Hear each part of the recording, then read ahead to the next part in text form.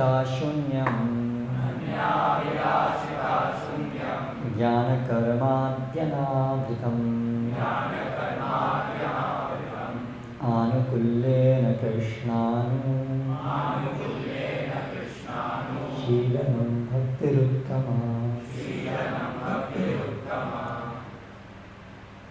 शब्दार्थ अन्य अभिलाषिता शून्यम। भगवान कृष्ण की सेवा के अतिरिक्त अन्य किसी भी इच्छा से रहित अथवा भौतिक कामनाओं के बिना, जैसे मांसाहार, अवैध संबंध, जुआ, ज्ञान, अद्वैत मायावादियों का दर्शन ज्ञान, कर्म, सकाम कर्मों से, आदि वैराग्य के कृत्रिम अभ्यास से, योग के यांत्रिक अभ्यास से, सांख्य दर्शन के अध्ययन से आदि, अनावृतम न ढका हुआ, आनुकूल्येन अनुकूल, कृष्ण अनुशीलनम कृष्ण की सेवा का विकास, भक्ति उत्तमा प्रथम श्रेणी की भक्ति। अनुवाद एवं तात्पर्य द्वारा कृष्ण कृपा मूर्ति विशेष श्रीमद् अभयाचरणारविंद भक्ति वेदांत स्वामी श्री प्रभुपाद। जब प्रथम श्रेणी की भक्ति विकसित होती है तब मनुष्य को समस्त भौतिक इच्छाओं, अद्वैत दर्शन से प्राप्त ज्ञान तथा सकाम कर्म से रहित हो जाना चाहिए। भक्त को कृष्ण की इच्छानुसार अनुकूल भाव से उनकी निरंतर सेवा करनी चाहिए। तात्पर्य, यह श्लोक श्री रूप गोस्वामी कृत भक्ति रसामृत सिंधु हो रहा है 1:11 में भी पाया जाता है।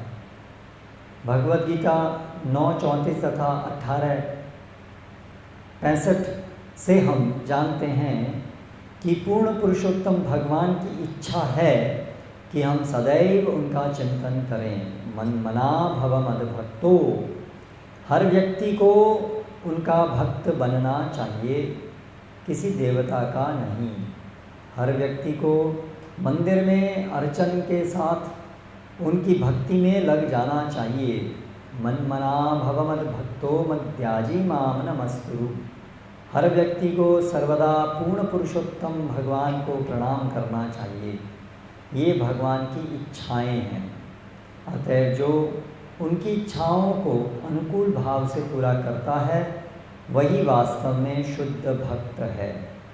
कृष्ण चाहते हैं कि हर व्यक्ति उनकी शरण में आए और भक्ति का अर्थ है इस उपदेश का सारे विश्व में प्रचार करना।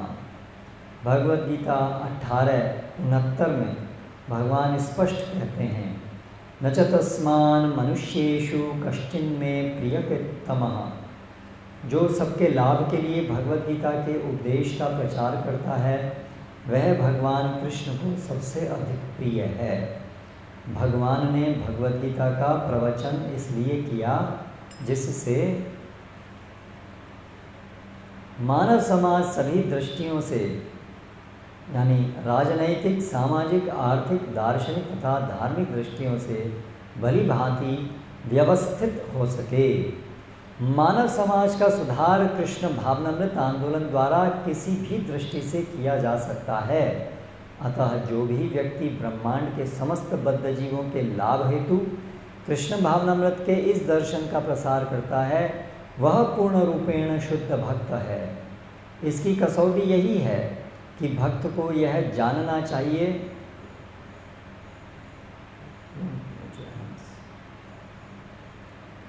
इसकी कसौटी यही है कि भक्त को यह जानना चाहिए कि कृष्ण उससे क्या चाहते हैं। यह समझ कृष्ण के प्रामाणिक प्रतिनिधि स्वरूप गुरु के माध्यम से प्राप्त की जा सकती है। श्रील रूप गोस्वामी का उपदेश है आदौ गुरुवाश्रयम।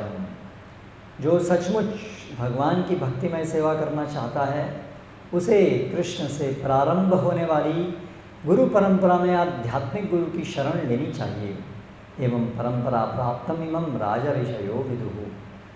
गुरु शिष्य परंपरा के अंतर्गत प्रामाणिक गुरु को स्वीकार किए बिना मनुष्य भक्ति का असली प्रयोजन नहीं जान सकता। अतः मनुष्य को प्रामाणिक गुरु की शरण स्वीकार करनी होगी और उनके निर्देशन में चलना होगा।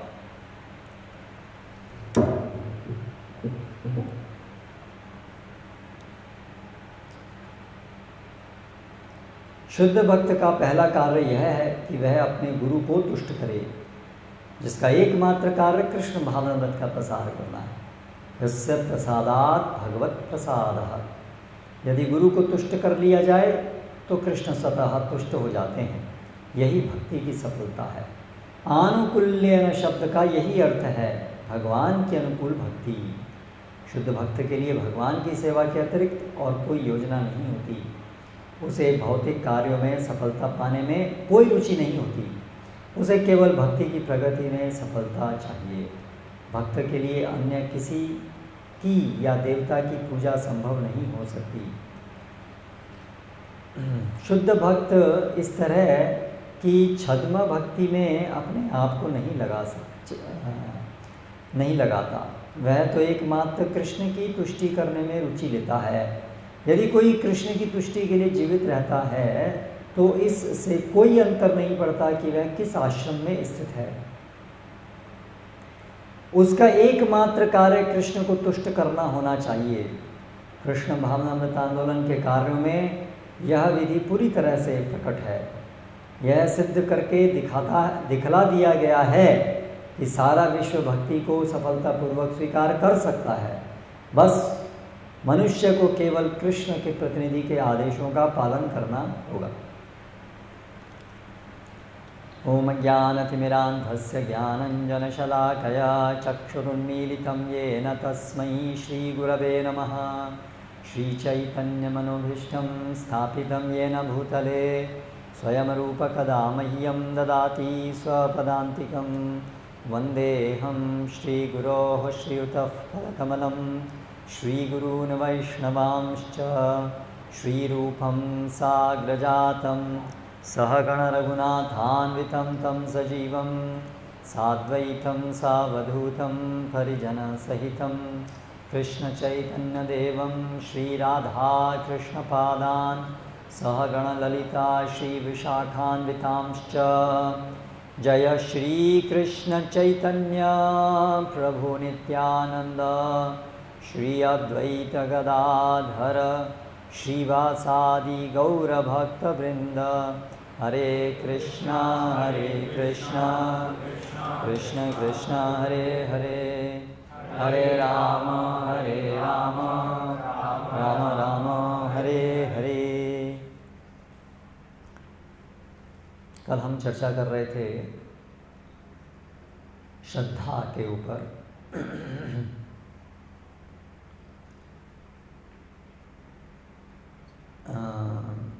विशेष रूप से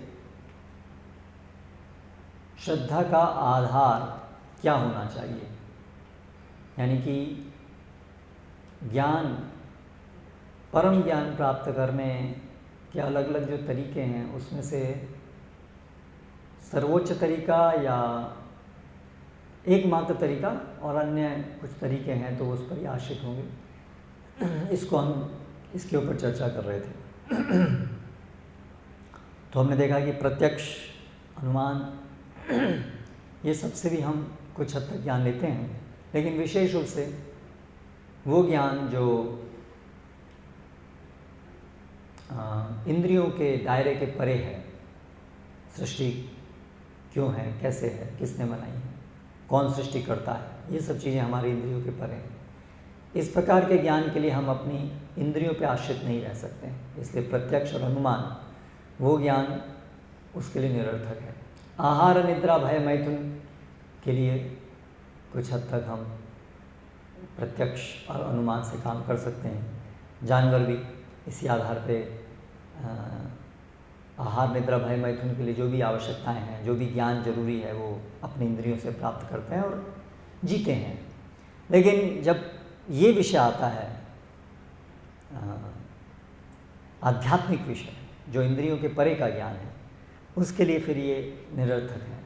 इनका उपयोग है, लेकिन जो भगवान से प्राप्त होता है ज्ञान, शब्द प्रमाण, उसके अंतर्गत प्रत्यक्ष का उपयोग हम करते हैं। ये हमने कल चर्चा की। तो अभी ऐसी समझ के बाद में व्यक्ति फिर वैदिक शास्त्रों को प्रामाणिक स्रोत से, यानी गुरु शिष्य परंपरा में आने वाले भक्तों से सुनना आरंभ करता है कि क्या है फिर सत्य, भगवान से जानना, वैदिक शास्त्रों से जानना, और उससे फिर धीरे धीरे उसकी श्रद्धा की प्रगति होती है।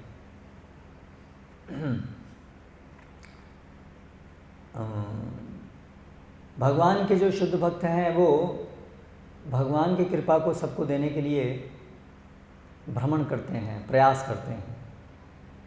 ये उनका स्वभाव है, क्योंकि वो भगवान के भक्त हैं, भगवान के हृदय को जानते हैं, भगवान की इच्छा को जानते हैं। भगवान की इच्छा क्या है कि सभी जीव जो यहाँ इस भौतिक जगत में भटक रहे हैं वो वापस अपने घर वापस आएँ, भगवान कृष्ण के साथ जो उनका शाश्वत संबंध है उसमें स्थापित हों, ये उनकी इच्छा है। इसलिए जो भगवान के शुद्ध भक्त हैं वो ऐसा संदेश लेकर के घूमते रहते हैं, प्रचार प्रयास करते रहते हैं। तो ऐसे भक्तों की कृपा से हमें भगवान की सेवा करने का जाने अनजाने में अवसर प्राप्त होता है, और उससे धीरे धीरे हमारे अंदर ये समझ उत्पन्न होती है कि हाँ, कोई सृष्टिकर्ता तो होगा, सृष्टिकर्ता के वचन कहीं पर होंगे, और शास्त्र जो हैं वो भगवान के वचन हैं, अपौरुषेय हैं। ये सब ऐसी आध्यात्मिक स्वीकृति के कारण हम इन पर विश्वास कर पाते हैं, ये समझ बन पाती है हमारी, ये समझ बन पाती है, हमें इसमें डाउट नहीं रहता है। Yes, this make sense. श्रद्धा, विश्वास, ये मैं पालन करूँगा। और इस तरह से फिर हम उन भक्तों से सुनते रहते हैं, शास्त्रों को सुनते रहते हैं, और धीरे धीरे आगे हमारी श्रद्धा का विकास होता है, और फिर हमारी भक्ति श्रद्धा उत्पन्न होती है। भक्ति श्रद्धा, भक्ति श्रद्धा मतलब भक्ति में श्रद्धा, भक्ति में श्रद्धा।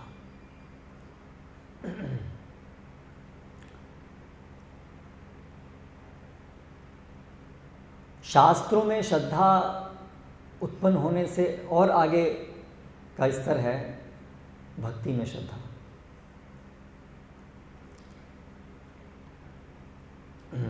बहुत से लोग हैं जो शास्त्रों में श्रद्धा रखते हैं कि हाँ, शास्त्र हैं, परम सत्य हैं, किंतु वे शास्त्रों के वास्तविक अर्थ में श्रद्धा उनकी फिर भी नहीं होती है। वो कर्मकांड या मायावाद, शास्त्रों पे आधारित ऐसे अलग अलग चीज़ों की तरफ आकर्षित होते हैं जो वास्तव में शास्त्रों का अर्थ नहीं है। कर्मकांड वो शास्त्रों का अर्थ है लेकिन परम अर्थ नहीं है, और मायावाद तो गलत है। तो मायावाद तो शास्त्रों का अर्थ है नहीं, वो तो शास्त्रों को गलत अर्थ उसका लिया। लेकिन यस, अपने भौतिक जगत के अंदर पुण्य कर्म करो और उससे तुम सुखी रहोगे, ये शास्त्र में निर्देश है, लेकिन ये शास्त्रों का परम निर्देश नहीं है, ये शास्त्रों का सार नहीं है, एसेंस नहीं है। शास्त्रों का एसेंस को जब हम समझते हैं वो है कृष्ण ही पूर्ण पुरुषोत्तम भगवान है। केवल परमात्मा नहीं है, वो भगवान है। केवल ब्रह्म, निराकार ब्रह्म नहीं है, केवल परमात्मा नहीं है, लेकिन परम सत्ता अल्टीमेटली भगवान है। भगवान मतलब एक परम व्यक्ति जो लीला विलास करते हैं।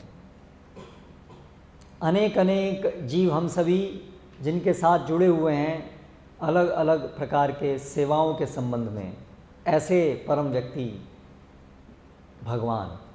परमात्मा जो है वो इस भौतिक जगत के अंदर जीव जो बद्ध जीव हैं, भौतिक जगत का भोग करना चाहते हैं, ऐसे जीवों का संचालन करते हैं, इस भौतिक जगत का संचालन करते हैं, उनको परमात्मा कहते हैं। वो भी भगवान का ही रूप है, भगवान कृष्ण का ही रूप है। भगवान भगवद गीता में कहते हैं उपद्रष्टा अनुमंता च भर्ता भोक्ता महेश्वरा, मैं ही परमात्मा हूँ। लेकिन भगवान का उसके ऊपर भी एक रूप है जिसको भगवान कहते हैं, जहाँ पर भगवान जिस रूप में वो परम सत्ता परम व्यक्ति जीवों के साथ, अपने शुद्ध भक्तों के साथ में लीलाओं के अंतर्गत आदान प्रदान करते हैं, रस का आदान प्रदान करते हैं। तो ऐसी श्रद्धा उत्पन्न होती है। शास्त्रों की ये समझ, ये कृष्ण विषय ज्ञान, ये है संबंध ज्ञान। कृष्ण को जानना, कृष्ण कैसे इस सृष्टि के केवल नियंता ही नहीं है, बल्कि इसके परे एक आध्यात्मिक जगत है, वैकुंठ लोक है, गोलोक धाम है, वहाँ पर भगवान नित्य लीला विलास करते हैं। ये समझ, ये संपूर्ण समझ, इसको संबंध ज्ञान कहते हैं। ठीक है, ये संबंध ज्ञान कहलाता है। ये भक्ति श्रद्धा है, इसमें विश्वास होना, ये भक्ति श्रद्धा है। तो जब भक्ति श्रद्धा उत्पन्न होती है तब हमारा भक्ति में प्रवेश होता है। उससे पहले शास्त्रों को में विश्वास होने पर भी कोई व्यक्ति कर्मकांडी हो सकता है। आजकल ये सब नहीं है, आजकल सब शास्त्रों पे आधारित यदि वास्तव में कोई है तो भक्ति, शुद्ध भक्ति का मार्ग जो खुला है वही लोग हैं। बाकी सब तो मन माने ढंग से कुछ करते हैं। वो परंपराएं नष्ट हो गई हैं, कर्मकांड इत्यादि की भी। और कलयुग में वो सब संभव भी नहीं रह गया है। इसलिए हर नाम वह केवलम कलो नास्तेव नास्तेव नास्तेव कहते अन्यथा। लेकिन हमें समझना चाहिए कि शास्त्रों के आधार पर वो भी हैं, कर्मकांड भी हैं, ज्ञान मार्ग भी है, योग साधना भी है। लेकिन वो शास्त्रों का परम संदेश नहीं है, वो भगवान का परम संदेश नहीं। भगवान का परम संदेश भगवद गीता में बताया गया, खुद भगवान के द्वारा। प्रभुपाद जी यहाँ इस तात्पर्य में उसको बताए, है ना। क्या है वो परम संदेश? 2 श्लोक। मन मना भव मद भक्तो मद्याजी माम नमस्कुरु मामे वैश्यसि सत्यम ते प्रतिजाने प्रियोसि। और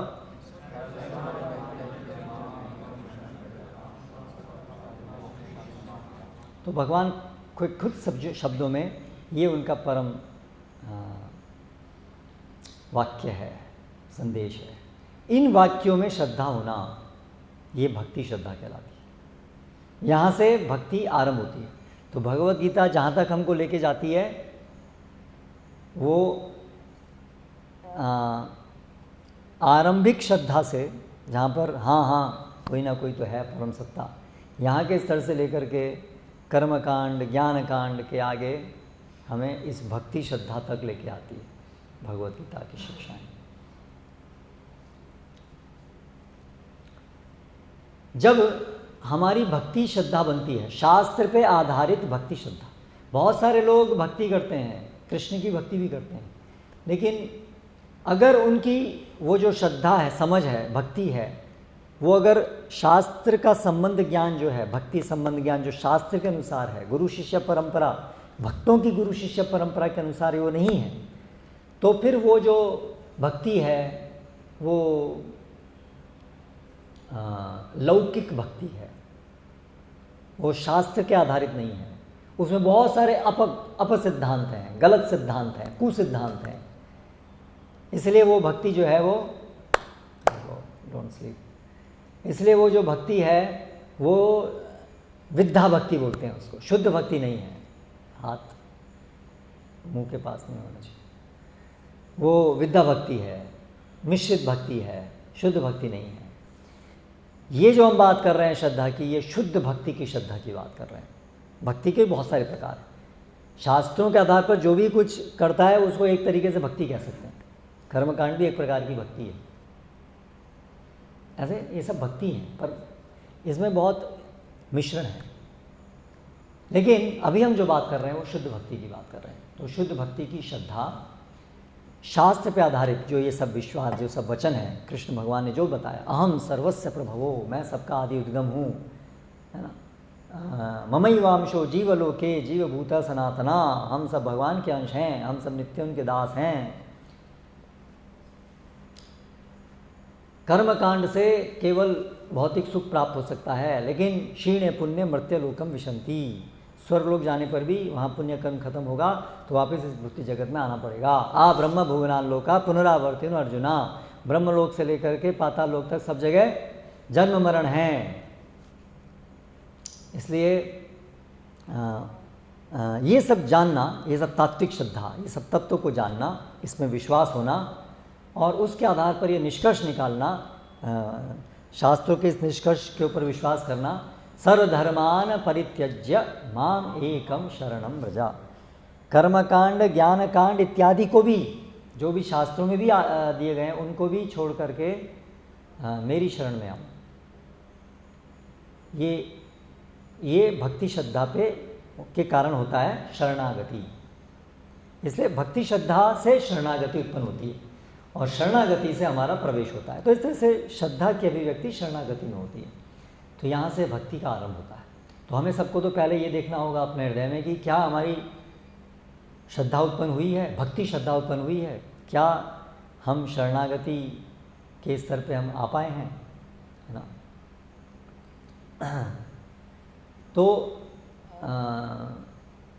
पहले भक्तगण अपनी इच्छा से, अपनी कृपा से हमारे पास आते हैं, हमें ये ज्ञान देते हैं, अलग अलग प्रकार से सेवाओं में जाने अनजाने लगाते हैं, और अगर हम उसको स्वीकार करते हैं, उनका निरादर नहीं करते हैं, तो फिर हमारे अंदर ये श्रद्धा का विकास शुरू होता है और उससे फिर हम शरणागति के स्तर पे पहुंच पाते हैं। और फिर शरणागति के स्तर, आरंभिक शरणागति भी बहुत स्तर हैं उसके भी, कम से कम आरंभिक स्तर की शरणागति। फिर हम क्या करते हैं, अभी हम खुद अपनी इच्छा से साधुओं से श्रवण करना चाहते हैं, उनका संग प्राप्त करना चाहते हैं। तो आदौ श्रद्धा तथा साधु संग, ये सेकंड स्टेज है, साधु संग। अभी हम खुद उसका महत्व समझ पाते हैं कि हमें साधुओं से श्रवण करना है, उनके सानिध्य में रहना है, साधु संग। और फिर वो साधु संग में और अधिक श्रवण करके और अधिक भक्ति सेवा में लग करके हम अभी एक प्रामाणिक गुरु, भगवान के प्रतिनिधि को अपने को न्योछावर करने के लिए, है ना, तैयार होते हैं। ये ठोस शरणागति, है ना, एक गुरु शरणागति तो है, एक भगवान के प्रति शरणागति हुई, लेकिन अभी उसकी आगे और श्रद्धा में प्रगति होती है। तो फिर एक प्रतिनिधि जो हमारे सम्मुख उपस्थित हैं, उनको हम अपना जीवन समर्पित करते हैं, उनके मार्गदर्शन में अभी हम भक्ति करेंगे, ऐसा हम वचन लेते हैं, उसके लिए हम तैयार होते हैं। वो थर्ड स्टेज है, भजन क्रिया। थर्ड स्टेज है भजन क्रिया, वहाँ से भजन क्रिया आरंभ होती है और फिर गुरु के निर्देश में हम धीरे धीरे भक्ति करना सीखते हैं। तो ऐसे करके ये भक्ति फिर धीरे धीरे आगे बढ़ती है। तो आज का ये हमारा विषय है कि इस भक्ति को समझने का प्रयास करना कि इसका एसेंशियल प्रिंसिपल्स क्या है, इसके सबसे गहरी चीज़ें क्या है। तो ये जो श्लोक है आज जो हमने पढ़ा, ये रूप गोस्वामी ने भक्ति रसामृत सिंधु में इसको लिखा है। ये भक्ति को परिभाषित करता है, ये भक्ति की परिभाषा। अभिधेय, अभिधेय मार्ग, भगवान जो अपना परम गंतव्य है कृष्ण प्रेम, उसको प्राप्त करने का ये मार्ग अभिधेय ये है। तो अन्याभिलाषिता शून्यम, ज्ञान कर्मादि अनावृतम आनुकूल्येन कृष्ण अनुशीलनम भक्तिरुत्तमा। अन्य अभिलाषाओं से मुक्त होकर के, अन्य अभिलाषाओं से मुक्त होकर के का अर्थ है कि भक्ति में आने से पूर्व हमेशा हम अनेक अनेक इच्छाओं को पोषित कर रहे थे। मुझे ये चाहिए, जीवन में ऐसा होना चाहिए। हमारे जीवन के प्रति एक आउटलुक था। क्या है उसका बेसिस? आउटलुक का क्या था? I am the enjoyer of what I see. मैं इस जगत का भोक्ता हूँ, मुझे इस जगत का मैं भोग करूँगा, वो मेरा सुख है और इसलिए मैं जगत का भोग करूँगा, ये मेरे जीवन का लक्ष्य है। ऐसी मनोधारणा हमारी सबकी थी, सब जगत में सबकी यही होती है।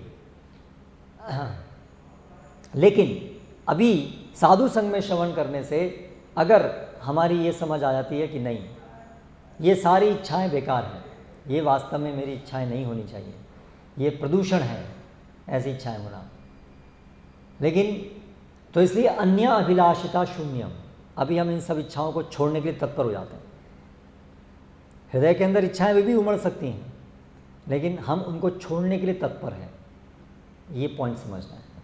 ऐसा नहीं है कि अभी हृदय में इच्छाएं आनी ही बंद हो गई हैं, विचार आने ही बंद हो गए हैं भोग करने के, ऐसा नहीं है, ऐसा जरूर नहीं है। वो और आगे का स्तर है। भक्ति का आरंभ करने के लिए, भक्ति में प्रवेश करने के लिए वो स्तर की आवश्यकता नहीं है। भक्ति में प्रवेश उससे पहले ही होता है। हाँ, वो तो परिपक्व अवस्था में ऐसा होता है। लेकिन आरंभिक अवस्था में विचार आएंगे, मन में इच्छाएं उत्पन्न होंगी, लेकिन साथ साथ हम स्पष्टतः समझेंगे कि ये इच्छाएं को हमें छोड़ना है, ये इच्छाएं बेकार हैं, ये प्रदूषण है। ये हमें समझ में आता है, ये प्रदूषण है। लेकिन जो अभक्त हैं उनको ये प्रदूषण नहीं दिखता, वो उसको आलिंगन करते हैं ऐसी इच्छाओं को। आह कितनी अच्छी बात, उसको पोषित करते हैं। ये अंतर है भक्त में और अभक्त में। तो अन्याभिलाषिता शून्य का ये अर्थ है। स्पष्ट समझ कि जीवन में मेरी एक ही इच्छा होनी चाहिए। अभी बहुत सारी इच्छाएं हैं, लेकिन मैं उनको छोड़ना चाहता हूँ। मेरे जीवन में एक ही इच्छा होनी चाहिए, क्या? कि मैं कृष्ण को संतुष्ट कर पाऊँ। हर क्षण हमेशा हमेशा भगवान कृष्ण को मैं संतुष्ट करूं, उनको मैं सुख प्रदान करूं। ऐसी इच्छा को मैं कल्टीवेट करूंगा, ऐसी इच्छा को बढ़ाऊंगा। अभी हमारे हृदय में ऐसी इच्छा बिल्कुल नहीं है। कृष्ण को संतुष्ट करने की इच्छा बहुत बहुत बहुत बहुत बहुत कम है। और इंद्रियों को संतुष्ट करने की इच्छा तो भरी पड़ी है। उसमें हम लोग बड़े एंथुजियास्टिक रहते हैं हमेशा इंद्रियों को संतुष्ट करने में। नहीं, जहाँ इंद्रियों को संतुष्ट करने का अवसर मिला वहाँ हमारे कान खड़े हो जाते हैं, आंखें खुल जाती हैं, पूरा हार्मोनल डिस्चार्ज, पूरे हम लोग उत्साह में आ जाते हैं। थोड़ा सा भी अवसर जहाँ मिला इंद्रिय भोग करने का। नहीं, कहीं भी एक कोई स्त्री का अगर मन में विचार भी कोई आया, कहीं लगा भी कोई स्त्री है, तो तुरंत हम लोग एकदम से स्त्री के रूप का भोग करने के लिए बड़े उत्साहित हो जाते हैं। कहीं हमें कोई सुंदर व्यंजन कोई दिखता है, नाक में कुछ सुगंध आती है, तो तुरंत हम एकदम से, है ना, ये क्या दिखाता है? हमारी कंडीशनिंग। हम कितना अधिक इंद्रिय भोग करने के लिए ललायित रहते हैं। ये हमारी बद्ध अवस्था है, ये हमारी बीमारी की अवस्था है। करेक्ट? और जहाँ हमारे इंद्रिय भोग में रुकावट आती है, वहाँ हम उदास हो जाते हैं, दुखी हो जाते हैं। ठीक है, ये दोनों चीज़ चलती हैं। यहाँ हैं हम, और यहाँ से कहाँ जाना है?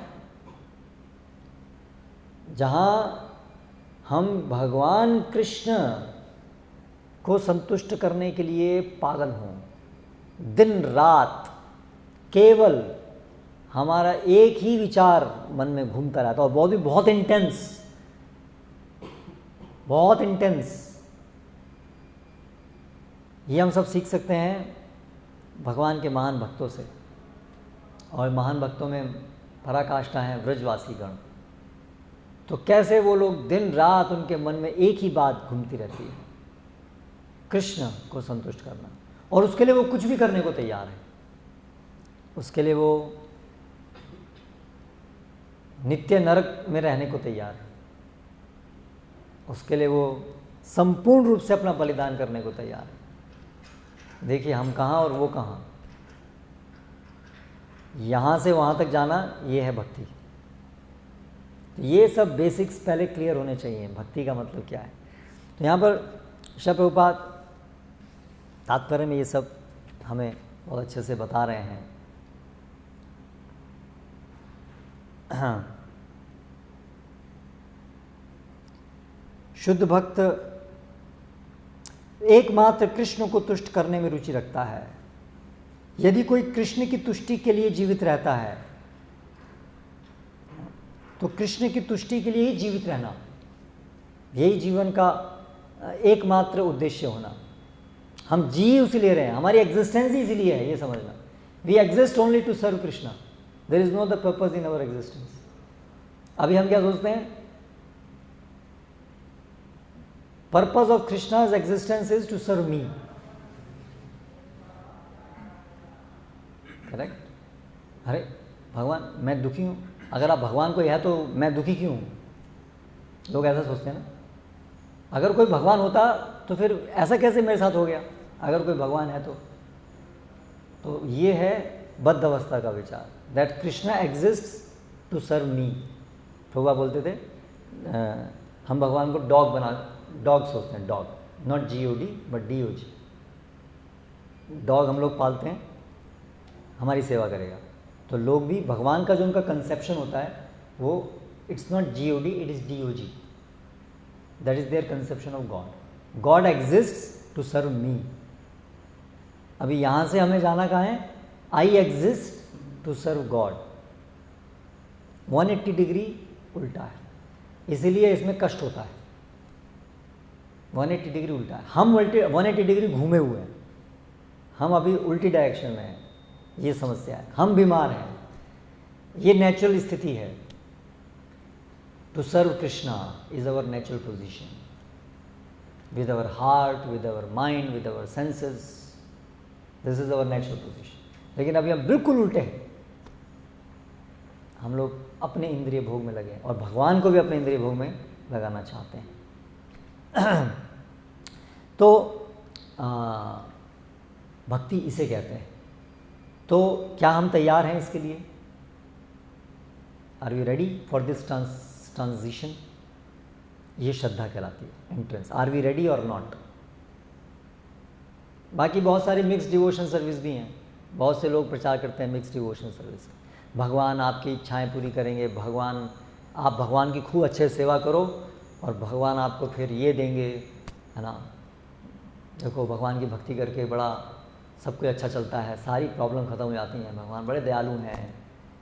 ये सब फिर बड़ी अच्छी लगती हैं सब चीज़ें, जो पुण्यशाली लोग होते हैं, है ना। ऐसी भक्ति करना उनको बड़ा अच्छा लगता है कि भगवान की भक्ति करो और फिर भगवान हमें सुखी करेंगे। भगवान जैसा हम सोचते हैं मेरा सुख इसमें है, उस प्रकार से मेरा सुख है इंद्रिय भोग में, और भगवान की मैं सेवा करूंगा तो भगवान मेरे लिए इंद्रिय भोग की चीज़ देंगे। किम नो राज्येन गोविंद किम भोगै जीवितेन वा। अर्जुन स्टार्टिंग में उनके यही था कंसेप्शन, किम नो राज्येन गोविंद, हे गोविंद, आपका नाम गोविंद है, आप इंद्रियों को संतुष्ट करने वाले हैं, आपका नाम है गोविंद, जो इंद्रियों को संतुष्ट करते हैं।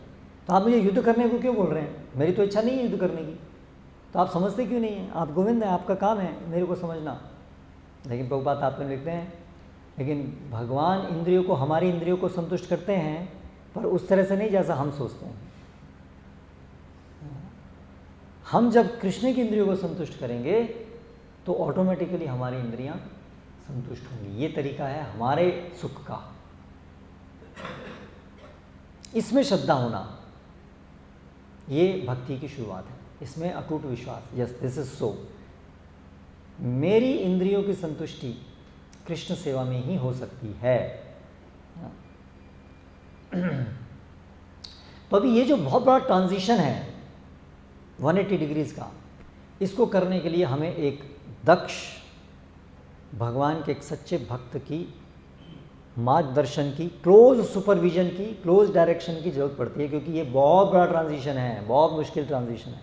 हमारी जो भोग करने की वृत्ति है वो इतनी गहरी है कि हम भ्रमित हो सकते हैं आसानी से, माया हमको ट्रिक कर सकती है, हमें लगेगा हम सेवा कर रहे हैं, पर सेवा कैसे होती है? क्योंकि हमारी भोग वृत्ति बहुत गहरी है, तो हम अपनी भोग वृत्ति को आरोपित कर सकते हैं। सेवा के नाम पर भोग करना, ऐसी बहुत सारी चीज़ें हैं, बहुत कुछ हमें समझने को है, बहुत कुछ जटिल है ये। मतलब जटिल इन द सेंस सिंपल है, लेकिन हम जटिल हैं, इसलिए भक्ति हमारे लिए जटिल है। इसलिए हमें एक अच्छे प्रशिक्षण की आवश्यकता है ना। गुरु कर्णधार, जैसे शिप में एक एक्सपर्ट वो चाहिए, कैप्टन, है ना, क्योंकि समुद्र है, लहरें हैं उसमें, तूफान उठते हैं उसमें, कभी भी आपकी नाव डूब सकती है अगर आप एक एक्सपर्ट कैप्टन के द्वारा आपका शिप नहीं चलाया जा रहा है। उसी प्रकार से ये भक्ति मार्ग में we need an expert guide, और हमें उसको शरणागत होना पड़ेगा गाइड को। गाइड कुछ बोल रहा है, हम अपनी तरफ से कुछ नहीं, हाँ ऐसा नहीं, हम अपने मन से करेंगे, तो फिर गाइड का मतलब क्या रह गया? ऐसा भी होता है, कई बार हम औपचारिक रूप से गुरु धारण कर लेते हैं कहने के लिए, हम उसका गहरा अर्थ नहीं समझ पाते हैं। शरणागति गुरु को औपचारिक रूप से होती है, हाँ गुरु जी हैं, जहाँ पर गुरु जो है वो हमें बोलते हैं ऐसा करो ऐसा करो, हमें लगता है नहीं मुझे तो ऐसा नहीं करना है, मुझे अच्छा लगता है, तो फिर हम ऐसा नहीं करते हैं, तो फिर शरणागति नहीं हुई। तो इसलिए अभी जब हम शरणागत होए भगवान को, तो नेक्स्ट स्टेप है गुरु को शरणागत होना। आदौ गुरु पादाश्रय, आदौ गुरुवाश्रयम, गुरु का आश्रय ग्रहण करना।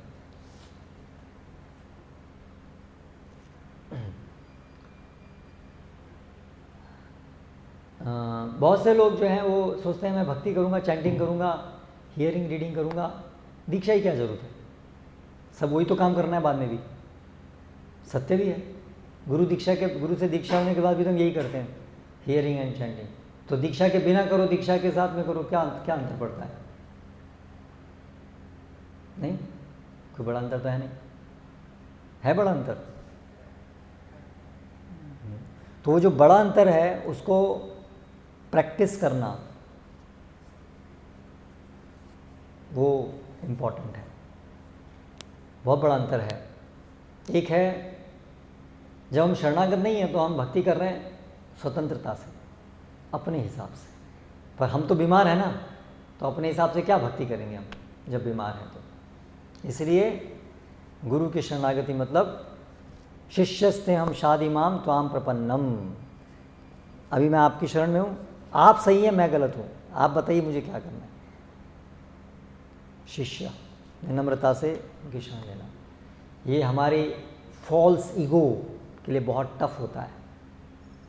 हम हमेशा अपने को सही मानते हैं, भक्ति कैसे करनी है वो भी मैं जानता हूँ ऐसा सोचते हैं, इस परिस्थिति में मुझे ये करना चाहिए, ये सही है मेरे लिए, ऐसा सोचते हैं। लेकिन वो सब ईगो को काटना होता है। वो गुरु बताएंगे नहीं, you are thinking wrong, no not this, ऐसे हमारी जो फॉल्स ईगो है उसको काटने वाला एक व्यक्ति चाहिए, नहीं तो हम भ्रमित हो जाएंगे। हमें लगे फॉल्स ईगो की वजह से हम सोचेंगे भक्ति, हाँ ऐसी भक्ति, यही भक्ति, यही करना है, ऐसे ही करना है, but we are guided by false ego और हमको पता भी नहीं चलेगा। ठीक है, अर्जुन तो यही सोचे थे ना, आई एम राइट, शास्त्र के अनुसार बोल रहा हूँ, ये युद्ध क्यों करना चाहिए, स्वजनों को क्यों मारना चाहिए, ये हिंसा क्यों करनी चाहिए, appears perfect, it was wrong completely. Arjun जैसा इतना बड़ा व्यक्ति, व्हाट ही वॉज टेलिंग, हमें भी वो सब सही लगता है देखने में, it was all wrong, nonsense. भगवान कृष्ण उसको डांटे, पंडित मानिना, पंडित सोचते अपने को, मूर्ख, क्लैब्यम, नपुंसक, ऐसे करके। तो देखिए आप, ऐसा हो सकता है हम जिसको चीज़ को सोचते हैं ये सही है, it can be complete nonsense, because we are nonsense. ये समझना चाहिए, वी आर, सब बोलो, नॉनसेंस, अच्छे से बोलना चाहिए इसको, वी आर नॉनसेंस। बहुत दर्द होता है ना। तो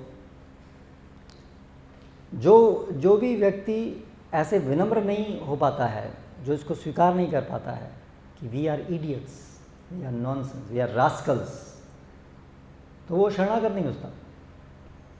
जो अपने को बीमार है और वो सोच रहा है वो सही है, तो उसका इलाज कैसे होगा? पागल होते हैं ना, grade 1 mad people, they don't think they are diseased, है ना, तो उनका इलाज करना बड़ा मुश्किल होता है। तो इसीलिए इसी प्रकार से ये अंडरस्टैंडिंग कि हम लोग इडियट्स हैं, हम कृष्ण को जानते ही नहीं है, तो हम इडियट ही है ना। We have no understanding of Krishna, we have no relationship with Krishna, that means we are nonsense. उसमें क्या दिक्कत होनी चाहिए स्वीकार करने में? हम पागल हैं, हमारी बातों का क्या वैल्यू है ना, यूजलेस। सो इस एटीट्यूड में फिर गुरु की शरण में जाना चाहिए, इस एटीट्यूड से पढ़ना चाहिए, ये सत्य है, मैं पागल हूँ, आई एम यूजलेस, मुझे स्क्रैच से शुरू करना है, सही क्या है यहाँ से जानना है। तो ऐसे फिर हम गुरु के मार्गदर्शन में भक्ति करते हैं, और भक्ति का एसेंस क्या है? To please Krishna, to via guru, यस्य प्रसादात भगवत प्रसाद। भक्ति कैसे होती है? चैंटिंग से होती है। भक्ति कैसे होती है? पढ़ने से होती है। लेकिन एक तरीके से भक्ति चैंटिंग से और पढ़ने से नहीं होती है। भक्ति गुरु को प्रसन्न करने से होती है। वो जो हियरिंग, चैंटिंग, रीडिंग जो भी है, उसका उद्देश्य गुरु को प्रसन्न करना होना चाहिए, उस समझ से वो करना है। मान लीजिए गुरु आदेश दे रहे हैं, चलो अभी ये झाड़ू लगाओ, गुरु जी अभी नहीं है, अभी चैंटिंग बाकी है। अरे चैंटिंग का उद्देश्य क्या है? गुरु को प्रसन्न करना। और गुरु कह रहे हैं ये करो, आप कह रहे हैं नहीं मैं चैंटिंग, इसका मतलब मेरी समझ गलत है। मैं क्या सोच रहा हूँ, ये चैंटिंग जो है वो इंडिपेंडेंट है, इंडिपेंडेंटली मैं चैंटिंग करूँगा, मैं करूँगा चैंटिंग, और मैं चैंटिंग करके I will get Krishna, I will grab Krishna. नहीं, ये भक्ति में ऐसे ग्रैब नहीं होता है कोई भी चीज़। भक्ति इज ओनली ए गिफ्ट। भक्ति में केवल एवरीथिंग इज गिफ्टेड। भगवान कृष्ण गुरु हमको कृपा करते हैं, हमें देते हैं भक्ति, हमें कृष्ण को देते हैं, कृष्ण प्रेम देते हैं। We can not grab. लेकिन हमारी धारणा अभी तक यही है ना, हम अभी तक यही सीखते हैं ना, नंबर 1 आना है मुझे ये प्राप्त करना है, मैं पढ़ूंगा बहुत, मैं ये करूंगा तो मैं ये प्राप्त कर लूँगा। तो भक्ति में भी हम ऐसे ही अपनी धारणा को लेकर के आते हैं, मैं कृष्ण को प्राप्त कर लूँगा। तो ये विचार छोड़ना है, मैं कुछ प्राप्त नहीं कर सकता। कृष्ण कैन नॉट बी ना। यशोदा मैया की लीला में वो ये भी दिखाते हैं ना कि यशोदा माँ इनको बांधने का प्रयास कर रही है, लेकिन बांध नहीं पा रही है। लेकिन फिर बहुत थक गई, और फिर भगवान कृष्ण उनका जो प्रेम है, भक्ति भाव है, उसको स्वीकार करते हैं, फिर बनने के लिए स्वीकार होते हैं। तो ये समझ से हमें भक्ति करनी है। एटीट्यूड बहुत इंपॉर्टेंट है। एटीट्यूड, हम हो सकता है क्रियाएं सब कर रहे हो सही, चैंटिंग कर रहे हो, रीडिंग कर रहे हो, बुक डिस्ट्रीब्यूशन कर रहे हो, एक्टिविटीज सही चल रही हैं, लेकिन एटीट्यूड गलत है, तो उन एक्टिविटीज़ का परिणाम सही नहीं होगा। तो इसलिए दोनों चीज़ सही होनी चाहिए, एटीट्यूड एंड एक्टिविटीज़, दोनों चीज़ सही होनी चाहिए। ठीक है। और उसमें भी पहले है एटीट्यूड, एटीट्यूड से क्रियाएं होंगी। अगर एटीट्यूड सही नहीं हुआ, और अगर एटीट्यूड स्टार्टिंग से सही नहीं हुआ, तो फिर आगे चल करके सही करना बड़ा मुश्किल होता है। इसलिए जब हम भक्ति में आरंभ में आए, तभी से हमारा एटीट्यूड बिल्कुल सही होना चाहिए।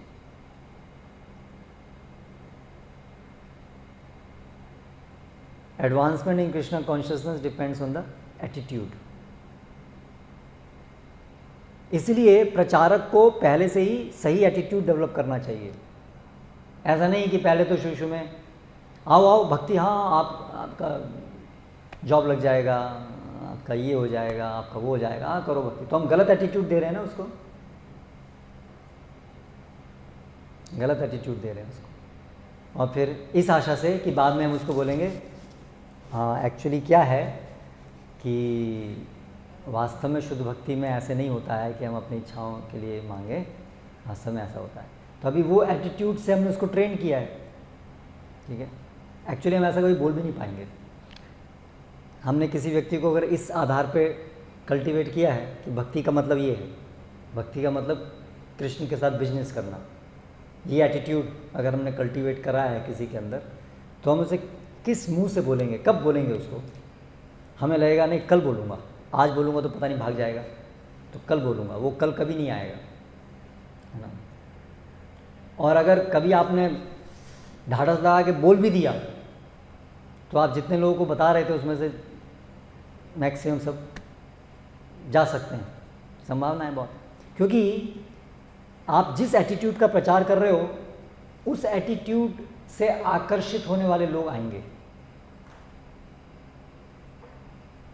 ठीक है। तो आप गलत एटीट्यूड का प्रचार कर रहे हो, तो गलत एटीट्यूड से आकर्षित होने वाले लोग आकर्षित होंगे, और सही एटीट्यूड से आकर्षित होने वाले लोग दूर रह जाएंगे, ठीक है। इसलिए देखिए श्रील प्रभुपाद ने, कभी आप देखें प्रभुपाद की पुस्तकों में कभी शुद्ध भक्ति के अलावा कोई दूसरे एटीट्यूड को कल्टीवेट करते हुए? प्रभुपाद के प्रवचन, प्रभुपाद की पुस्तकें, ये तो कॉमन सेंस है ना, बड़ा आसान है कि सब लोगों को बोलो भगवान की भक्ति करने से तुमको ये भौतिक सुख मिल जाएगा, तो लोग दौड़ दौड़ आएंगे, बहुत सारे लोग। ये हमारी समझ में आ रहा था, प्रभुपाद के समझ में नहीं आया होगा ये चीज़। इतनी मुश्किल चीज़ है ये नहीं, बहुत सिंपल चीज़ है। तो आप बोलो कि हम जो है हॉस्पिटल खुलवाएंगे, तो लोग अरे आप बहुत बढ़िया काम कर रहे हैं आप लोग, हाँ ये करो ये करो, हम कॉलेजेस खुलवाएंगे, ये करेंगे। ये तो प्रभुपाद इतने इंटेलिजेंट, ये चीज़ नहीं प्रभुपाद को पता। जबकि जब प्रभुपाद को बोला गया है ना, वो साइंस ऑफ सेल्फ रियलाइजेशन में आता है ना, कि प्रभुपाद अभी देखिए आप ये अकाल पड़ा हुआ है, आप हमारे साथ कोऑपरेट कीजिए, हम आपकी संस्था को बढ़ाएंगे, आपकी संस्था को प्रमोट करेंगे, अनुदान देंगे। बस आपको क्या करना है, आपको जितने आपके फॉलोअर्स हैं उनको बोलना है कि ये अभी ये हुआ है, अकाल पड़ा हुआ है, तो सब लोग जो है जेनरसली फंड डोनेट करें। Prabhupada do not accept that. आप गवर्नमेंट है, you cooperate with this movement, then automatically things will happen. आप लोग सब उल्टा सीधा आसुरी काम कर रहे हो, उसकी वजह से सारी समस्याएं आ रही हैं, और हम आपको हेल्प करें, मैं बोलूँ सबको कि आपको हेल्प करें, no, you should cooperate with this movement. So point है एटीट्यूड। तो हमें पहले हमारा attitude from beginning it should be shuddha bhakti, शुरू से वही एटीट्यूड कल्टीवेट होना चाहिए, वही एटीट्यूड हमें लेके चलना चाहिए। तो फिर हमारी प्रगति ठीक से होगी। सो ये एटीट्यूड से हम अगर जा रहे हैं, तो फिर हम समझेंगे कि मुझे ये कल्टीवेट करना है कि मुझे गुरु और कृष्ण को प्रसन्न करना है। तो फिर हमारे मन में इच्छा उत्पन्न होगी, उनकी क्या इच्छा है। अगर हमारा एटीट्यूड ये है भक्ति करना है जिससे कि मेरी इच्छाएं पूरी हो जाएं, तो फिर हम कभी गहराई में जानने की कोशिश ही नहीं करेंगे कि भगवान क्या चाहते हैं। करेक्ट। हम तो हमेशा भगवान मैं ये चाहता हूँ, भगवान आपको पता चला मैं क्या चाहता हूँ? अभी नहीं पता चला, मैं बता रहा हूँ आपको बार-बार, ये चाहता हूँ, ये चाहता हूँ, ये चाहता हूँ, ये चाहता हूँ, है ना। जब भी हम सामने जाएंगे तो यही बताएंगे भगवान को, भगवान मैं आ गया दोबारा आपके पास, लास्ट टाइम भी आया था, बताया था आपको चाह अभी भी पूरी नहीं हुई मेरी, तो दोबारा बता रहा हूँ, ये 4 चीज़ चाहिए मेरे को, है ना। ये है हमारा नॉर्मल एटीट्यूड, हमेशा भगवान को बताना मुझे क्या चाहिए, मुझे क्या चाहिए, मुझे क्या चाहिए, मुझे क्या चाहिए। तो फिर हम कैसे कभी भी जान पाएंगे कि भगवान को क्या चाहिए, भगवान क्या चाहते हैं, हम क्या करें? इसको तो भक्ति कहते हैं, ये तो बिगनिंग है। भक्ति मीन्स भगवान जो चाहते हैं वो करना। अब देखिए कितना बड़ा अंतर है इस चीज़ में। ये मिश्रित भक्ति है, ये सब विद्या भक्ति है वो सब, ये शुद्ध भक्ति। तो ये एटीट्यूड होने से फिर हम इच्छा करेंगे, अरे मुझे भगवान को प्रसन्न करना है ना, तो भगवान क्या चाहते हैं। फिर हम शास्त्रों को पढ़ना शुरू करेंगे सही अंडरस्टैंडिंग से, सही एटीट्यूड, तब समझ पाएंगे। नहीं तो शास्त्रों को पढ़ रहे हैं लेकिन उसमें से क्या निकाल रहे हैं? भगवान बड़े कृपालु हैं, भगवान हमारी सारी इच्छाएं पूरी करते हैं, देखो भगवान ने उनको ऐसे इच्छा पूरी की, वेरी गुड भगवान, मैंने भी पढ़ लिया, समझ लिया शास्त्रों को, इसलिए अब आप मेरी सारी इच्छाएं पूरी करो, देखो मैं आपके लिए करूँगा, ये करूँगा, ये करूँगा, ये करूँगा। तो जो हमारी एटीट्यूड होता है ना, वैसे इनको समझ में आता है। जैसी श्रद्धा होती है वैसे ही समझ में आता है। इसलिए यस्य देवे पराभक्ति यथा देवे तथा गुरु तस्यैत कथिता ये अर्था प्रकाशन्ते महात्मना। जिसकी शुद्ध भक्ति का एटीट्यूड है भगवान और गुरु के प्रति, वही शास्त्रों के मर्म को समझ पाता है। शास्त्रों के मर्म को, एसेंस को। नहीं तो शास्त्रों को समझ लिया लेकिन मर्म नहीं समझे, beating around the Bush, paraphernalia, आसपास की चीज़ समझी, एसेंस नहीं समझा। बड़े विद्वान भी हो गए लेकिन एसेंस को नहीं समझा। इसलिए एसेंस को समझने के लिए हमारा एटीट्यूड सही होना चाहिए, तभी हम एसेंस को समझें। इम्पॉर्टेंट है ना। इसलिए from beginning keep the attitude. इसलिए श्लोक अन्याभिलाषिता शून्यम। तो अच्छे से जानने की इच्छा करनी चाहिए। फिर भगवान क्या चाहते हैं, कैसे पता चलेगा भगवान क्या चाहते हैं? शास्त्रों के द्वारा पता चलेगा। और शास्त्रों को हम कैसे समझेंगे? गुरु के द्वारा, गुरु के माध्यम से। इसलिए गुरु, साधु, शास्त्र, इससे हमें पता चलेगा कि कैसे भक्ति करनी है, कैसे प्रसन्न करना है। चैंटिंग करना अपने आप में भक्ति नहीं है, केवल ये अंडरस्टैंडिंग, ये एटीट्यूड होना चाहिए। तब फिर चैंटिंग, रीडिंग, और not only chanting, reading, practical activities in this world, वो सब भक्ति में कन्वर्ट हो जाएंगे। Bhakti is not restricted to only hearing and chanting. Bhakti begins with hearing and chanting. Bhakti does not end with hearing and chanting.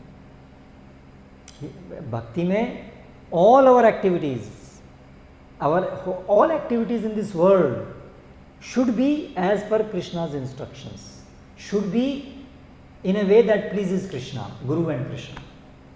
तो भक्ति बहुत परवेजिव है, हर क्षण हमारा भक्ति होना चाहिए। नहीं तो हमें हमेशा दो डिवीजन लेंगे। जब मैं मंदिर जाता हूँ, हियरिंग चैंटिंग वो भक्ति है, बाकी सब भौतिक कार्य है। अभी दोनों में बैलेंस कैसे करना है? फिर हमारा हमेशा प्रश्न है, how to balance material and spiritual life. क्योंकि we are seeing two different things. I have two lifes, one material life and one spiritual life. This is wrong conception. जब हम लोग दो अलग अलग जीवन देख रहे हैं, मेरे दो जीवन हैं, मेरा एक भौतिक जीवन है, मेरा एक आध्यात्मिक जीवन, उसको बैलेंस कैसे करना है?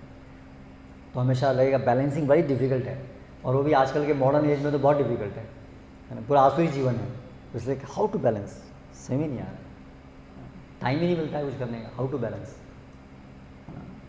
जैसे आप भी कल पूछ रहे थे, अभी हम सुन रहे हैं, सुन करके हमें लग रहा है अरे ज्ञान आ रहा है, और फिर ऐसा लग रहा है कि हम इसको यूज़ कर रहे हैं आसुरी प्रवृत्ति में।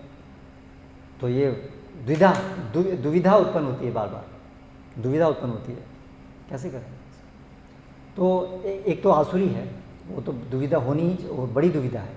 लेकिन इवन आसुरी नहीं है, पुण्यशाली है, तो भी वो भक्ति के साथ में उसका सामंजस्य नहीं है। लेकिन इसका अर्थ ये नहीं है कि भक्ति का मतलब केवल हियरिंग चैंटिंग है, नहीं। भक्ति के अंदर तो अर्जुन क्या हियरिंग चैंटिंग कर रहे थे क्या? केवल Arjun was active in this world, he was the ruler of the world. तो डोंट थिंक कि bhakti is restricted only to hearing and chanting. Practical नहीं है, हमें तो परिवार भी होगा, हमें तो कुछ कमाना भी होगा, हाँ सब कुछ होगा, still you can be a pure devotee, है ना। प्रभुपाद क्या लिखते हैं? यदि कोई कृष्ण की तुष्टि के लिए जीवित रहता है तो इससे कोई अंतर नहीं पड़ता कि वह किस आश्रम में स्थित है। So we are not telling कि केवल ब्रह्मचारी रहने से ही शुद्ध भक्ति होती है, सन्यासी होने से ही शुद्ध भक्ति होती है, हम ये नहीं कह रहे हैं, नहीं।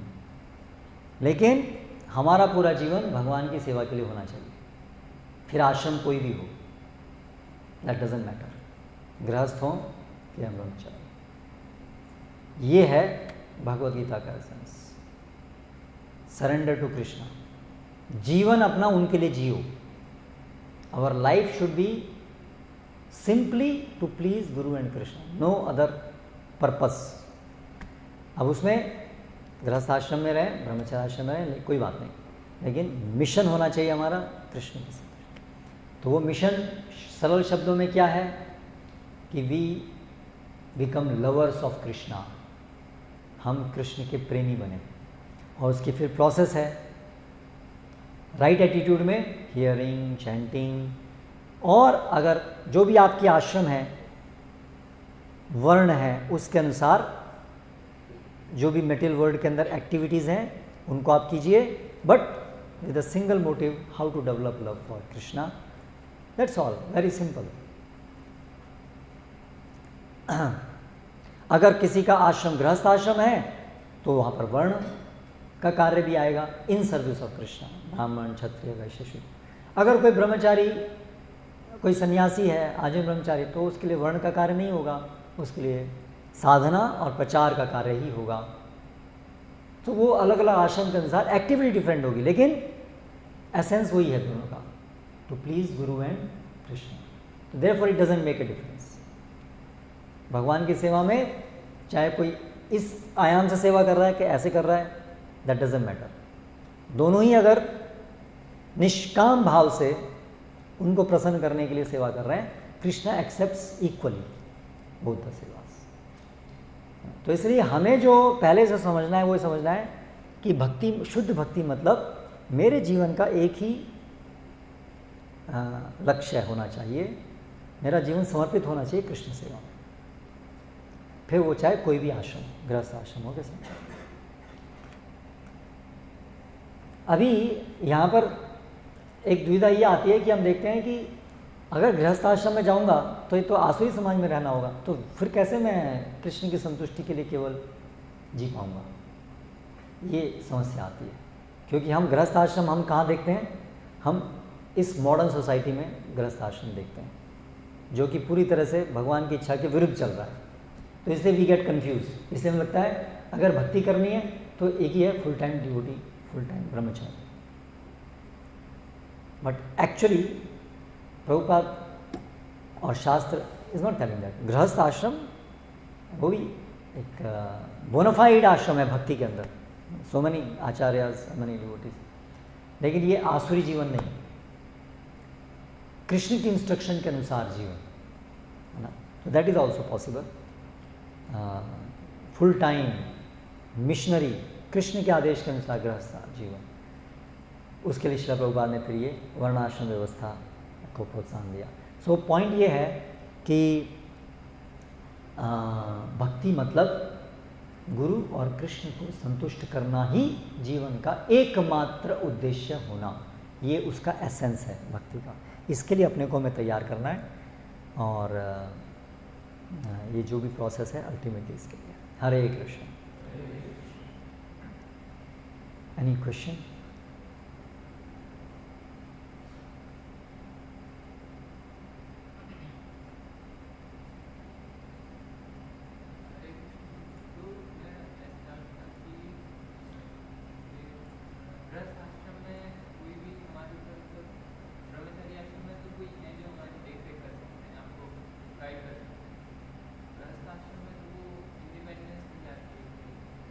ब्रह्मचर्य आश्रम से ज़्यादा इंडिपेंडेंस होती है, लेकिन गृहस्थ भी तो दीक्षित होते हैं, तो वो भी तो गुरु के द्वारा निर्देशित हैं। तो ब्रह्मचारी गुरु के कुल में रहते हैं, आश्रम गुरु के निकट रहते हैं, इसलिए वहाँ पर उनको निकट से सेवा वो करते हैं। लेकिन सेवा गृहस्थ भी करते हैं वाणी से, वाणी को वपु सेवा भी करते हैं और विशेष रूप से वाणी की सेवा करते हैं। तो दोनों का ही जीवन गुरु के द्वारा मार्गदर्शित होता है। ब्रह्मचारी भी ऐसा तो है नहीं कि हम भी हमेशा हमारे गुरु के निकट ही रहते हैं, हम भी बहुत लोगों के द्वारा ट्रेंड होते हैं। तो उसी प्रकार से गृहस्थ भी अन्य लोगों के द्वारा ट्रेंड होते हैं। हाँ, लेकिन वो रहते हैं अपने घर में हैं, और घर में भी पत्नी भी भक्त, सब लोग भक्त हैं। तो वो भी एक वो आश्रम है, वो भी सब भक्त हैं वहाँ पर भी, और वो भी गाइडेड हैं गुरु के द्वारा क्या करना है जीवन में, कैसे करना है। तो इस तरह से कोई ऐसे बड़ा अंतर नहीं है। लेकिन वहाँ पर उनको गुरु के आदेश के अनुसार अपने आप चलना होता है। वहाँ पर इस तरह से क्लोज सुपरविजन नहीं है, बट वाणी का सुपरविजन तो है ही कि आप इससे चलिए।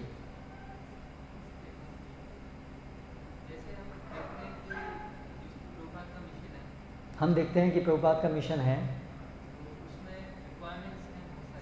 बहुत सारी रिक्वायरमेंट है। हम उसको अपने आप को इनकेपेबल समझते हैं। हम ये भी चाहते हैं कि वो फुलफिल हों। इनकेपेबिलिटीज़ के कारण भय रहता है। तो बहुत सारी तरीके हैं जिससे हम प्रभुपाद की सेवा कर सकते हैं। कम से कम अगर आप हरे कृष्ण मंत्र कर रहे हैं एट द मिनिमम, है ना, अगर आप और भी कुछ नहीं कर सकते हैं तो आप पुस्तकों को पढ़िए, हरे कृष्ण जप कीजिए, इवन पत्रम पुष्पम फलम त्वयम, इतना तो कर सकते हैं, है ना। तो इस तरह से कोई भी अल्टीमेटली तो इनकेपेबल नहीं है भक्ति के लिए, है ना। तो जो भी आपकी कैपेसिटी है उसको बेस्ट यूज़ कीजिए।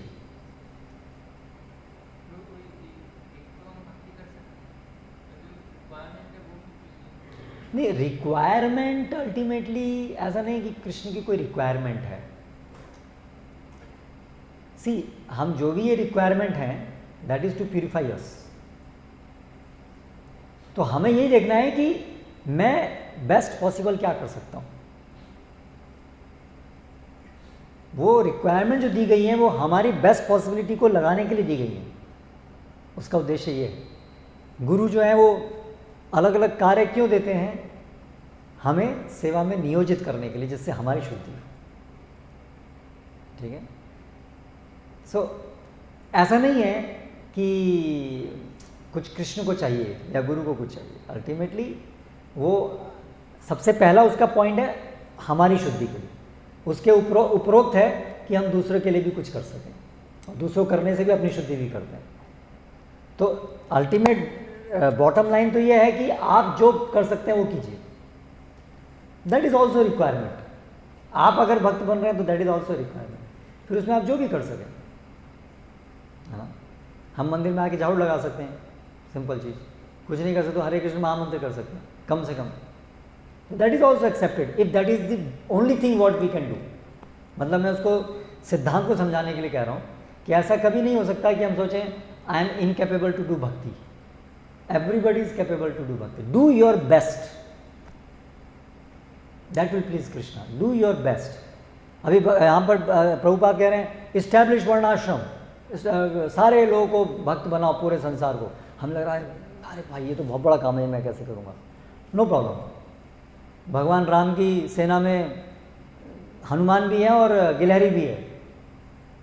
तो गिलहरी ने सुना अरे पुल बनाना है, बड़े बड़े बंदर जो हैं वो बड़े बड़े पर्वत पहाड़ के टुकड़े डाल रहे हैं। अभी गिलहरी को लगा अरे मैं तो ये तो नहीं कर सकती। तो उसने थोड़ा थोड़ा छोटा छोटा मिट्टी को डालने लगी, लेकिन उसने अपना बेस्ट पॉसिबल किया। उसकी इच्छा यही थी बेस्ट पॉसिबल करो। तो भगवान राम ने उसको स्वीकार किया। इसलिए उससे हमें परेशान नहीं होना है, मैं इतना बड़ा तो नहीं कर सकता। थोड़ा सा पुश करिए अपने को, जो आप आराम से कर सकते हैं उससे थोड़ा ज़्यादा करने की कोशिश कीजिए। बहुत ज़्यादा नहीं कर पा रहे हैं, डर लग रहा है, कोई बात नहीं, उसको मत कीजिए। फिर अगर आपको डर लग रहा है तो मत कीजिए, थोड़ा सा पुश कीजिए अपने को। फिर और शक्ति प्राप्त होगी तो और ज़्यादा पुश कीजिए। ठीक है, ऐसे कीजिए। जरूरी नहीं है कि ऐसे एकदम से हम बहुत बड़ी कोई चीज़ करने की कोशिश करें और हमारी लग रहा है हमें उसके लिए हम डर लग रहा है, क्षमता नहीं है, तो कोई बात नहीं, ऐसा करने की ज़रूरत नहीं है। जो हम कर सकते हैं उसको बेस्ट पॉसिबल तरीके से जो कर सकते हैं वो कीजिए, और जो कर सकते हैं उसको समझने के थोड़ा पुश कीजिए अपने को। नहीं तो हम रिलैक्स मोड में रहेंगे तो जो कर सकते हैं वो भी नहीं करेंगे। इसलिए थोड़ा जो आसानी से कर सकते हैं उससे थोड़ा ज़्यादा करने की कोशिश कीजिए, लेकिन बहुत ज़्यादा करने के लिए ज़रूरत नहीं है, क्योंकि उसमें फिर आपको भय लगेगा, एंग्जाइटी हो, टूट सकते हैं, आपकी क्षमता नहीं भी हो। That is not required. सबकी अलग अलग क्षमता भी होगी, और क्षमता को भी ध्यान में रख कर ही करना होगा। ठीक है।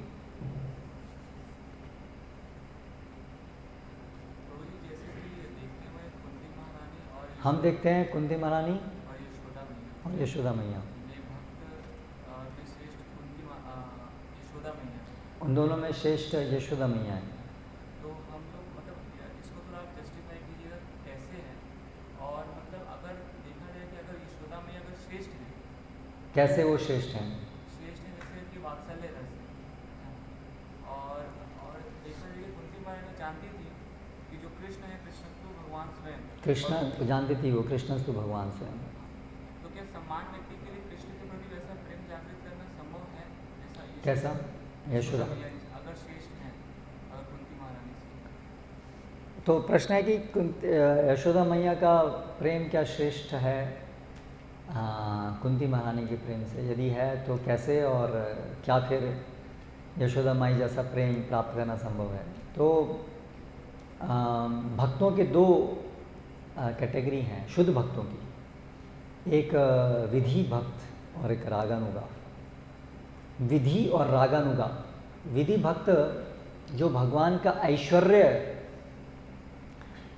ज्ञान से उदित होकर के सेवा करते हैं, उनको बोध होता है कृष्ण भगवान हैं, वो भगवान हैं, वो परम नियंत्रण करता है, सबके उद्गम हैं, मेरे स्वामी हैं, इसलिए मुझे उनकी सेवा करनी है। दूसरी भक्ति होती है जिसमें ये योग माया से ये आच्छादित हो जाता है कि कृष्ण भगवान।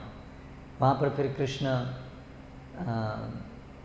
हमारे संबंध के अनुसार या तो हमारे मित्र, या तो हमारे बालक, या तो प्रेमी, ऐसे प्रतीत होते हैं। वहाँ पर कृष्ण का जो ऐश्वर्य है वो उसका बोध नहीं रहता है। तो वो जो प्रेम है जहाँ पर कृष्ण की ऐश्वर्य से वो ऐश्वर्य, वहाँ उसका बोध नहीं है। ऐश्वर्य होने से वो प्रेम शिथिल हो जाता है, उसकी जो निकटता है, इंटीमेसी, वो कम हो जाती है।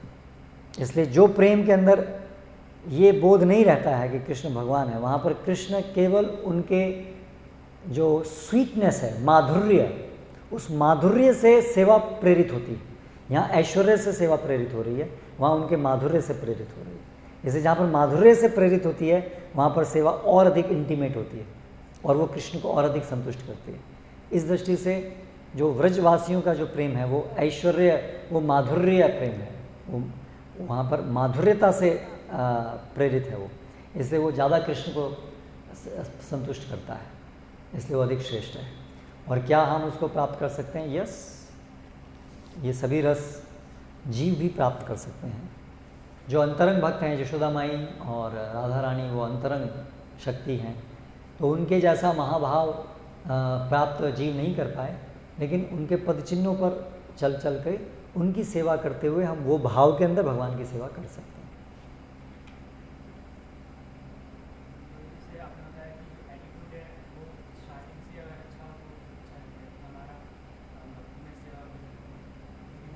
एटीट्यूड आपने बताया कि पहले से सही हो तो भक्ति में प्रगति करने के लिए सहायक होता है। जैसे कभी प्रचार होता है तो उसमें थोड़ा सा किसी को बुला रहे हैं, आप बेस में थोड़ा पढ़ाई भी अच्छी होगी, तो कभी कभी हम थोड़ा सा टैक्टिक्स यूज़ करते हैं कि आइए आप आइए, आपकी पढ़ाई भी थोड़ी अच्छी हो जाएगी, बेस में आप आइए। क्या ऐसा करना सही? डिस्ट्रीब्यूशन में तो अलग अलग डिस्ट्रीब्यूशन में अगर किसी को हम 1-to-1 बोल रहे हैं कि आप अपनी कुछ माला करना स्टार्ट करें, उसमें क्या लाइन और कैसे? तो हम बुक डिस्ट्रीब्यूशन में भी ऐसा कुछ पंक्तियाँ बोलते हैं, तो क्या हमारी वो होनी चाहिए? हम ये बोल सकते हैं आप भक्ति करेंगे आपकी सारी इच्छाएं पूरी हो जाएंगी, लेकिन हम जानते हैं सारी इच्छाएं कौन सी हैं। सारी इच्छाओं की इच्छाएं तो यही इच्छा है, आप सुखी होंगे भक्ति करेंगे, तो ये हम जानते हैं। तो ये तो सही बात है, हम जानते हैं आप भक्ति करेंगे सुखी होंगे आप। अभी आपकी जो अंडरस्टैंडिंग है सुखी होने की, जो हमारी अंडरस्टैंडिंग सुखी होने की, वो अलग है, ठीक है। तो इस तरह से हम दो टैक्टिक्स खेल सकते हैं, लेकिन ऐसा नहीं कि हम बहुत स्पेसिफिकली क्लियरली उनकी जो गलत धारणाएं हैं, अच्छा अगर मैं चैंटिंग करूँगा तो मैं एग्ज़ाम में पास हो जाऊँगा? हाँ बिल्कुल हो जाओगे, ऐसा नहीं बोलना चाहिए। फेल हो गया तो, और पास भी हो गया तो भी उसकी फिर होगी वो चैंटिंग करने से पास हो जाते हैं, इसलिए चैंटिंग करनी चाहिए। तो इस तरह से हमें नहीं बोलना चाहिए, हमें बोलना चाहिए चैंटिंग करने से पास हो भी सकते हो, नहीं हो सकते हो, लेकिन चैंटिंग करने से आप अंततः आपके जीवन का परम कल्याण जरूर होगा, आप सुखी तो होगे, ऐसा करके हम बोल सकते हैं।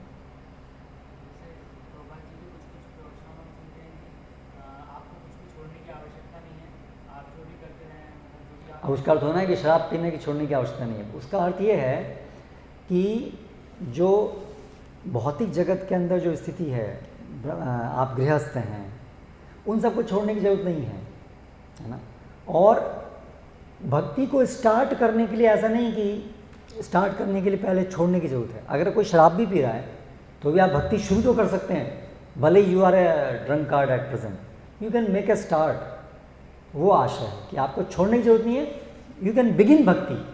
क्योंकि एक धारणा ये है कि भाई पहले संसार से वैराग्य लेना होना पड़ेगा, वैरागी होना पड़ेगा, तब भक्ति ले सकते हैं। तो वो पॉइंट वहाँ है। ऐसा नहीं कि पहले वैराग्य आए, है? नहीं, भक्ति शुरुआत कर सकते हैं, लेकिन उसका अर्थ ये नहीं है कि हमेशा फिर पकड़े रखेंगे हम। क्योंकि और भी आगे हम जब समझेंगे कि भक्ति तो कैसे होती है, अन्य अनुकूल से संकल्प प्रातिकूल से वर्जनम, प्रतिकूल चीज को छोड़ना है।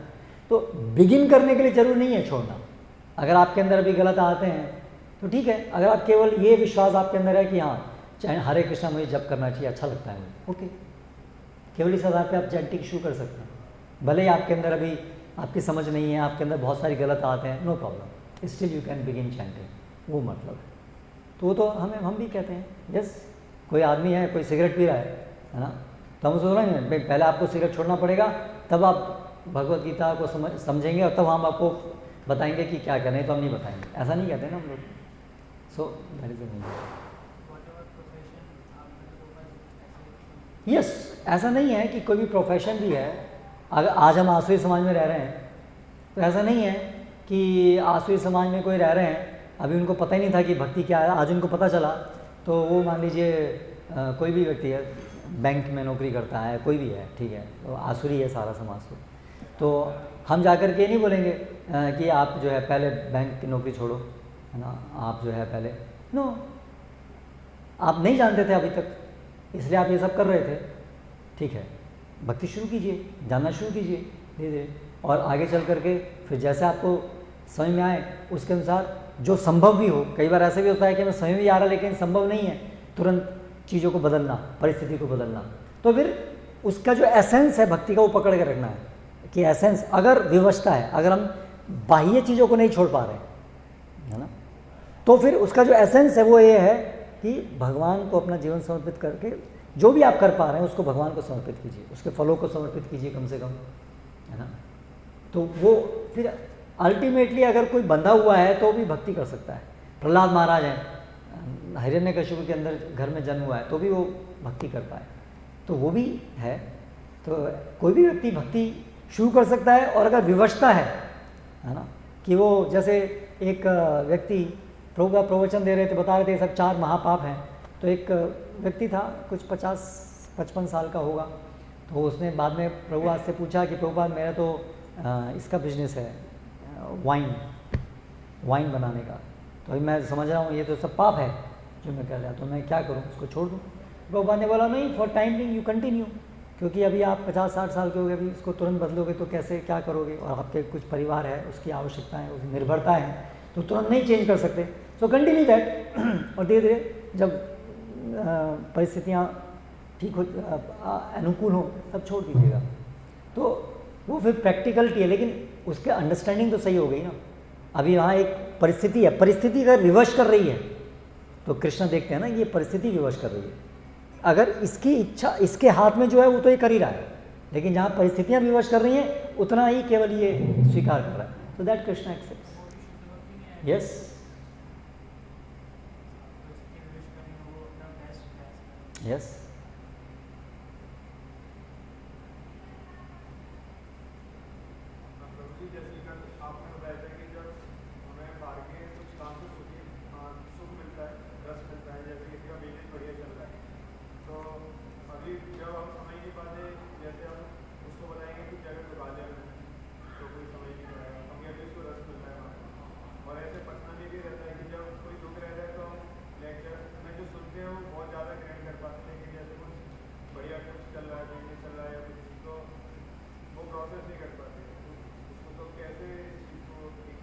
इसलिए साधु का काम है मारते रहना, है ना। मनोव्यक्ति जो मन का असंगम है उसको छूटता है उसके साधु के वचन से, इसलिए हमारा कार्य है कि उसको वो शास्त्र के वचन बताते रहना, कि ये जगत दुखालय है, अनित्य है, तो वो सुनने से, वो जो श्रवण हो रहा है ना उसका, उससे उसकी वो जो गलतफहमी है, आसक्ति, वो कट रही है धीरे धीरे धीरे। तो इसलिए हमारे जीवन में भी यदि ऐसा है तो हमें अगर थोड़ी सी भी समझ है कि हाँ हमें लग तो रहा है सुख, लेकिन ये शास्त्र तो कह रहे हैं, तो शास्त्र सुनते रहना चाहिए हमें। धीरे धीरे धीरे वो सुनने से हमारी वो जो समझ है वो बनेगी कि ये जो सुख है आज मिल रहा है लेकिन कल ख़त्म हो जाने वाला है, इसलिए इसमें आसक्त मत हो। That will come gradually.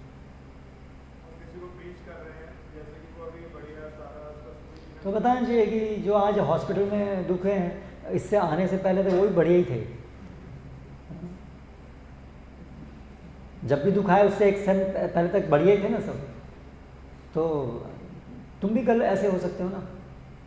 अभी कोई उसको उठ कर के नहीं नहीं नहीं मैं ऐसा नहीं होऊंगा, मैं सब तो अच्छा चलता है, तो उसको छोड़ दो, किसी दूसरे को प्रीच करो आप।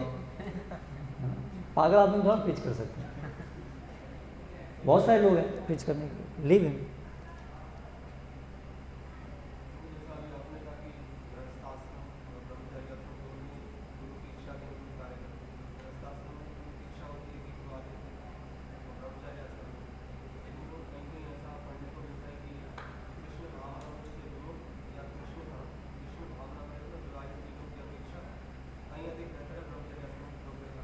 अगर हम ब्रह्मचारी रहने के लिए योग्य हैं तो, नहीं तो गृहस्थ आश्रम ही ज़्यादा हमारे लिए अनुकूल है। और अंततः गुरु की इच्छा क्या है? यदि गुरु की इच्छा है कोई कार्य के लिए आप गृहस्थ आश्रम में रहो तो हमारी भक्ति उससे ज़्यादा अच्छी होगी। बट इन जनरल अगर कोई ब्रह्मचारी आश्रम में रहने के लिए भी योग्य है और गुरु की भी ऐसी इच्छा है तो फिर that will be in general more. वो एक जनरल स्टेटमेंट है। लेकिन अगर कोई व्यक्ति योग्य नहीं है ब्रह्मचारी, फिर भी वो सोचा नहीं ब्रह्मचारी आश्रम रहना ज़्यादा अच्छा है, ज़्यादा अनुकूल है, तो उसके लिए प्रॉब्लम होगी।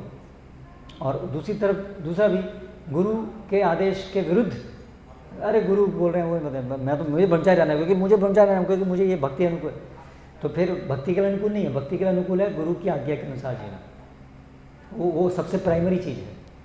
अगर उनकी भी इच्छा है और आपकी भी योग्यता है तो फिर सही बात है।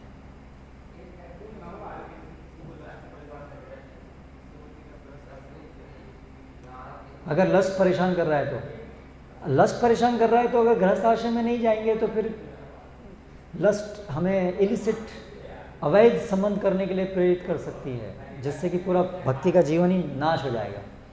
तो इसीलिए गृहस्थ आश्रम में हम उस लस्ट को धीरे धीरे भगवान की सेवा में नियोजित करके और कम से कम इलिसिट रिलेशन में नहीं पड़ करके हम साथ साथ भक्ति करके उसको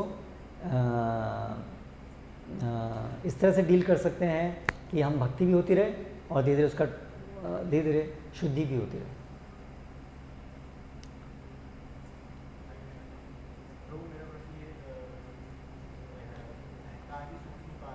किसकी सूक्ष्मता? अहंकार।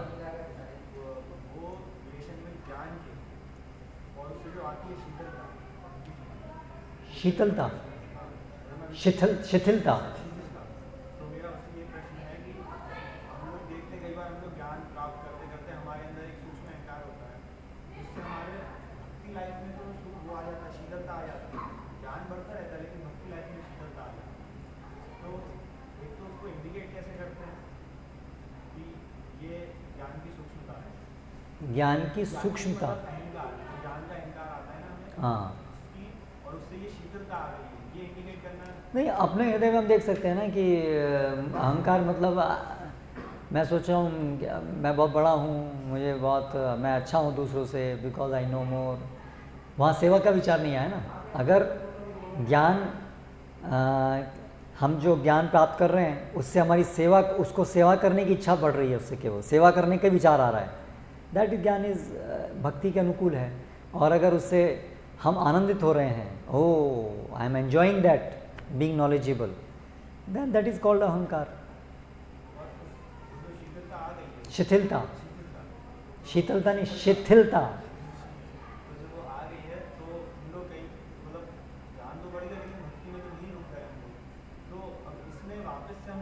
कई बार ये होता है कि हम लोग इससे बहुत नीचे गिर जाते हैं, तो हम लोग वापस से इस चीज़ को इंडिकेट करके आगे कैसे बढ़ सकते हैं? क्योंकि अगेन आगे कैसे बढ़ सकते हैं?